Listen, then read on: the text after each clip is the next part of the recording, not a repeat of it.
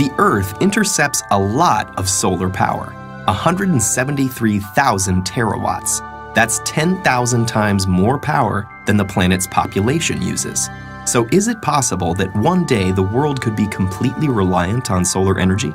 To answer that question, we first need to examine how solar panels convert solar energy to electrical energy.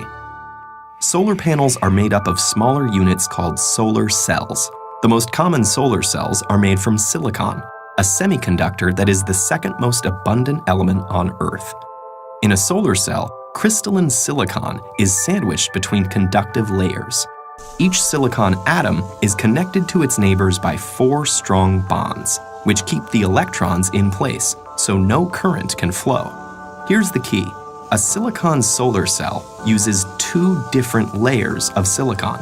An N-type silicon has extra electrons, and P-type silicon has extra spaces for electrons, called holes.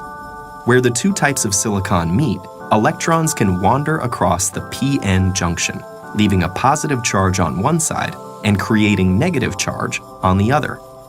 You can think of light as the flow of tiny particles called photons shooting out from the sun. When one of these photons strikes the silicon cell with enough energy, it can knock an electron from its bond, leaving a hole.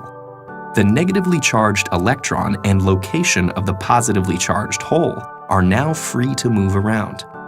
But because of the electric field at the p-n junction, they'll only go one way.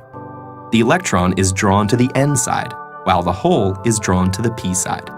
The mobile electrons are collected by thin metal fingers at the top of the cell. From there, they flow through an external circuit, doing electrical work like powering a light bulb, before returning through the conductive aluminum sheet on the back. Each silicon cell only puts out half a volt, but you can string them together in modules to get more power. 12 photovoltaic cells are enough to charge a cell phone, while it takes many modules to power an entire house. Electrons are the only moving parts in a solar cell, and they all go back where they came from. There's nothing to get worn out or used up, so solar cells can last for decades. So what's stopping us from being completely reliant on solar power? There are political factors at play, not to mention businesses that lobby to maintain the status quo. But for now, let's focus on the physical and logistical challenges. And the most obvious of those is that solar energy is unevenly distributed across the planet. Some areas are sunnier than others. It's also inconsistent. Less solar energy is available on cloudy days or at night.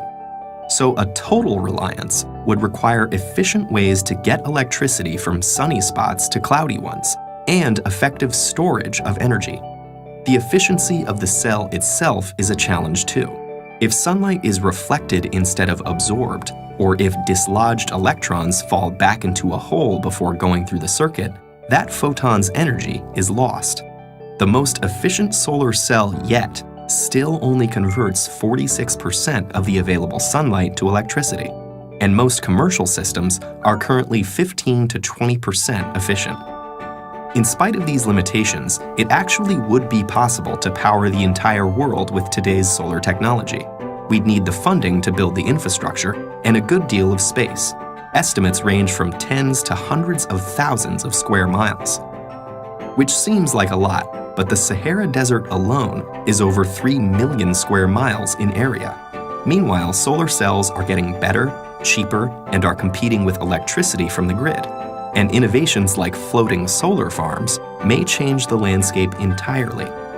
Thought experiments aside, there's the fact that over 1 billion people don't have access to a reliable electric grid, especially in developing countries, many of which are sunny. So in places like that, solar energy is already much cheaper and safer than available alternatives like kerosene. For, say, Finland or Seattle, though, effective solar energy may still be a little way off.